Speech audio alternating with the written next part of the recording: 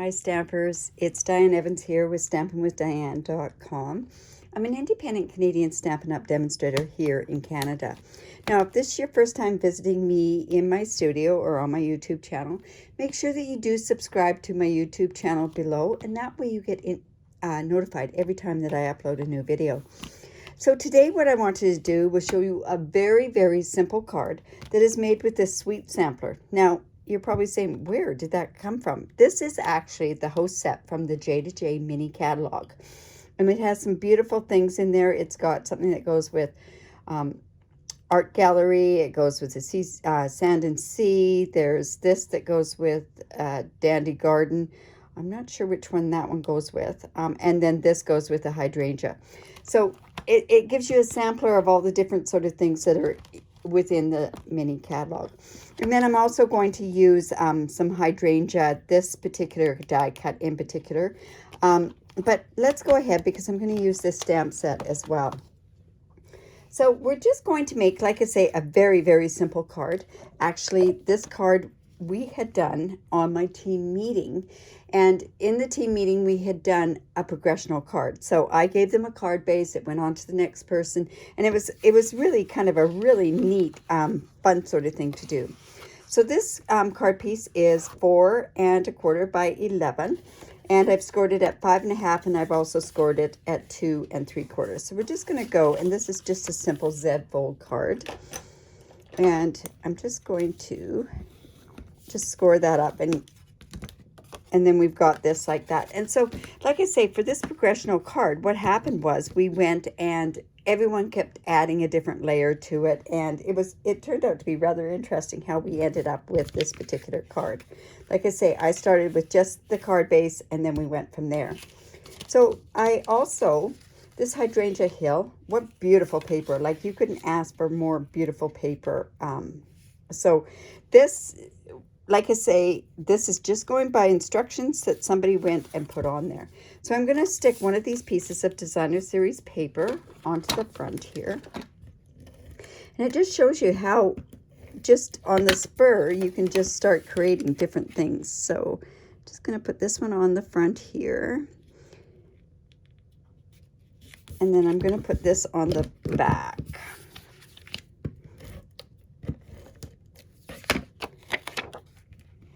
And it's kind of neat how it all sort of came together, and just, it kind of looked really nice. So on here, we also had another piece that went in here. So let's go. And this is where we can write on our card. Oops. Let's do that. Now, all the measurements for this card will be posted below. I have a link to my video. And also I'll have a list of all the supplies that are on there. I also used the Stitch Nestled dies, and I'm going to actually put that onto this part here.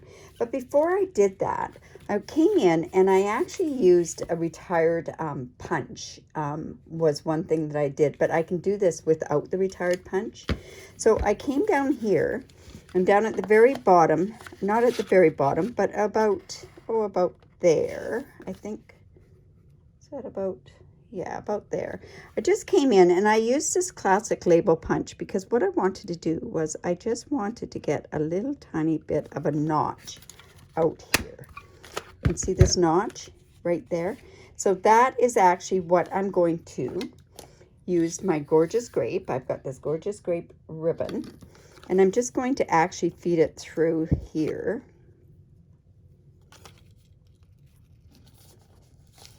And this is going to act, you know, I should probably put this other stuff on first. But I'm going to go in here, and we're actually going to put a bow down here. Now, I'm hoping that that's enough ribbon. And then I always turn my card upside down when I do my ribbon. I'm going to go and cut that off. I don't want to play around with that much of the ribbon. All right. So I'm just going to center this, or get this so that it's even, so that I can get an even amount. And let's go tie a bow. And by turning this upside down, I find I can tie better bows that way. So, let's see. Just put this, whoops. So, one key to tying a bow is you can come in with your glue dot.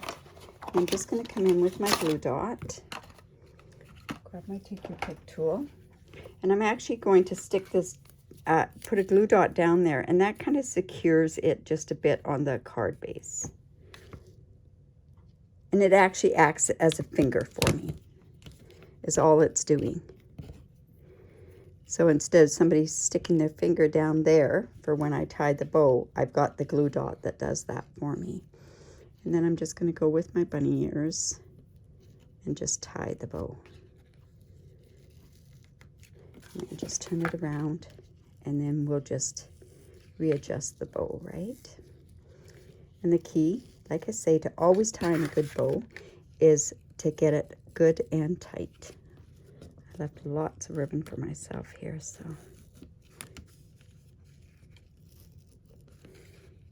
Let's do that a little bit more. There.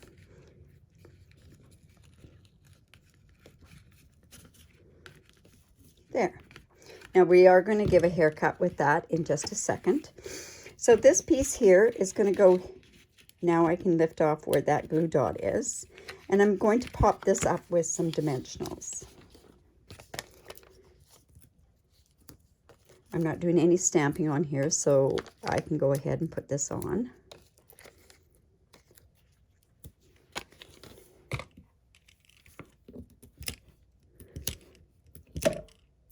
Here. Let's go ahead and put that on there.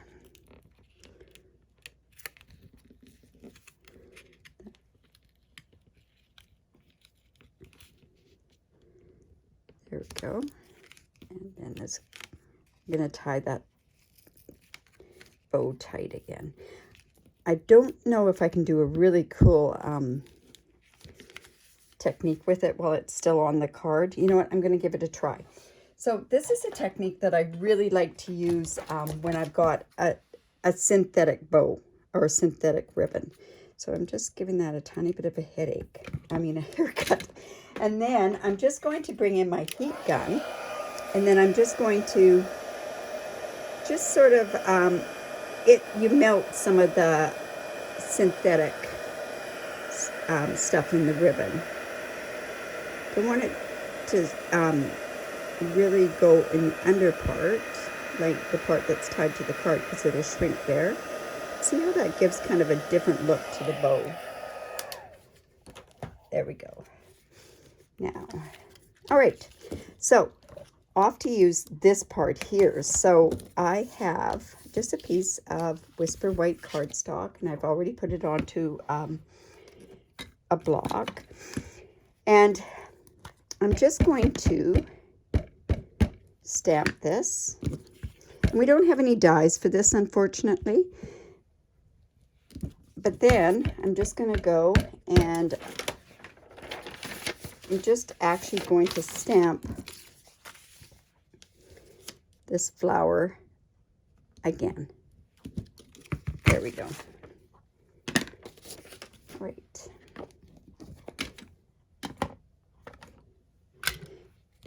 Now I can go and I can color this. So the colors that I'm actually using are the same sort of colors that are there. This actually has a Misty Moonlight, but I'm going to actually use the Balmy Blue in there. And I think the Balmy Blue is going to lighten up for me. Not putting a lot on there. You know, I might have used even Seaside Spray on this. I think that might be the color that I had used on this originally. So, that is too dark of a blue, is it? Let's see. Yeah, it kind of is. So, let me just grab another piece of Scrap Whisper White. And I'll stamp those two images again. So again, we are coloring with mementos. I mean, we are coloring with our Stampin' Blends. So we definitely want to use our memento ink. And I'm just going to ink that up again.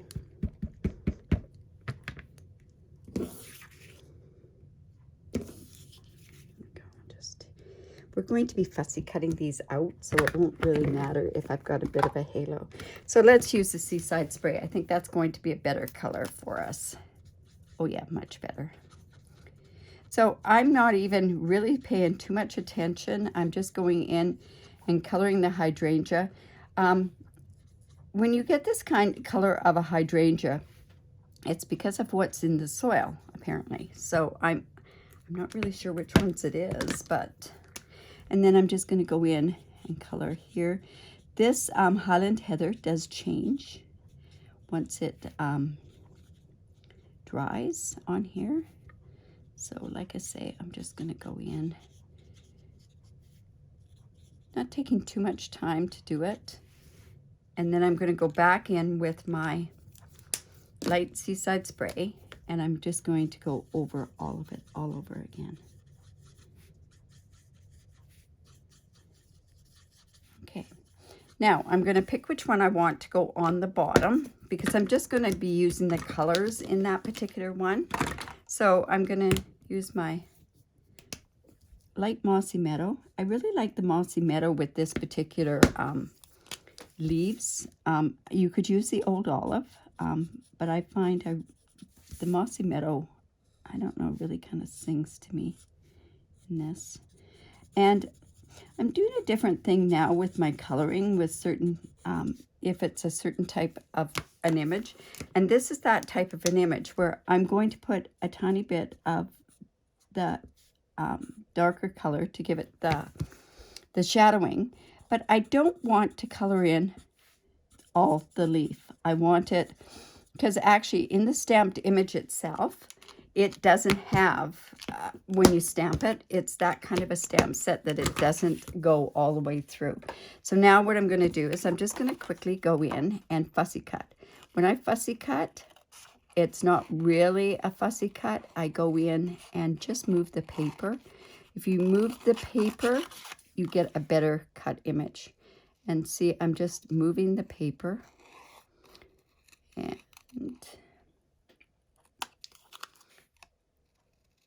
And you know what? On my original card, I did go straight in here, which I can do. And then just... I'm not even really going around the petals there. I'm just moving the paper so it looks like it's around the petals. When you do this kind of fussy cutting, you're going to leave a bit of an edge. Every time you try to get really close to your image is when you do have problems with your fussy cutting. Any dies always leave this edge anyways, so it's kind of an edge that you're used to seeing. So, yeah. This is such a cute set. I love the dragonfly. Of course, I would love the dragonfly on there, but what beautiful things. You can make really nice little note cards with this, this stamp set. So you would get this if you hosted, if you have put in an order, you can, and you have a $200 order, you can also get this as a hostess on there. I'm also giving this stamp set away for part of my mystery and my mystery and my sketch challenges as well. So it's something that you could earn that way as well. Like I say, I'm just going to cut that. I just want a bit of dimension is all I want on this particular flower on the image. So not even really minding which way I cut it. There we go. So that's going to go like that. So when I go to put this image on here, I'm going to pop it up with dimensionals.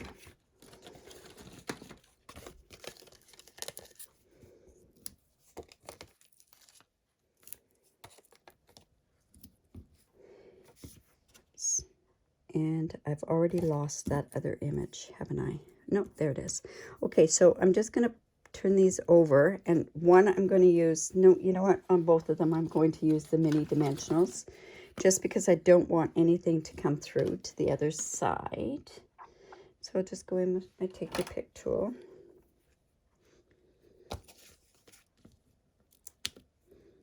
And put one there and one here as well.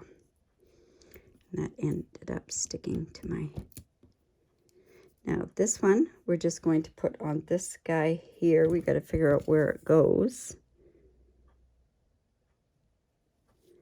There we go. This goes there. And on this one, we're just going to pop up here and put it, I think it goes about like that. And that just adds just a tiny bit of dimension on the stamp so that you've got it. I mean, I could have gotten a lot smaller, but I think that would have been just too involved. All right, so let's just put that guy on there.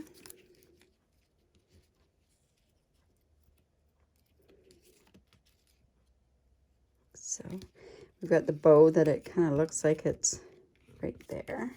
Now, let's do our thank you. And I think what I'm going to do is, I don't know if I should do a thank you that goes, I think my bow on the other one was up a lot higher. So I'm going to put thank you. Now, the stamp set that I'm using for my thank you is Free as a Bird. I love this thank you on there. And I'm going in with my Gorgeous Grape. And hopefully I can get this so that it stamps straight. Let's see on this piece of paper that I wrapped. That work. So I'm going to try it with the white, and I might even just put it over here. It's going to be hard to see that with the camera right there. Oh, that wasn't too bad. So I can put it there. You know what? That isn't too bad for it to go right about there. And then I'm going to go in with my little dimensionals.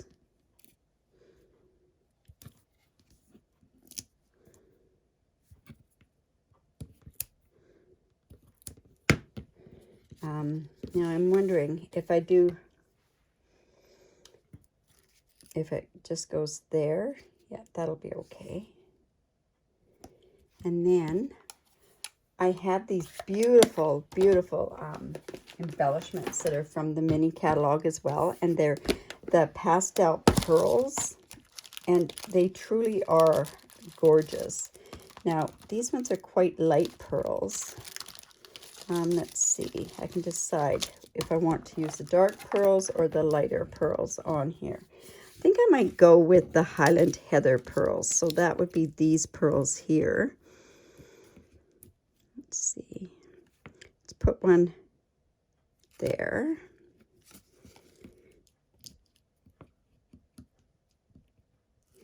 And one there. And where are we going to put this third one?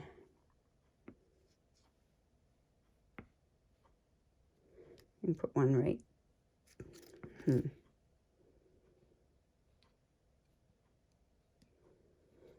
know what? I'm going to put it right about here, I think. So there's my card. That's my thank you card. This way I can go ever so much, or I could put whatever I want to put on that particular, in that side there. Yeah. So anyways, I hope you liked that. If you did, give me the thumbs up. If you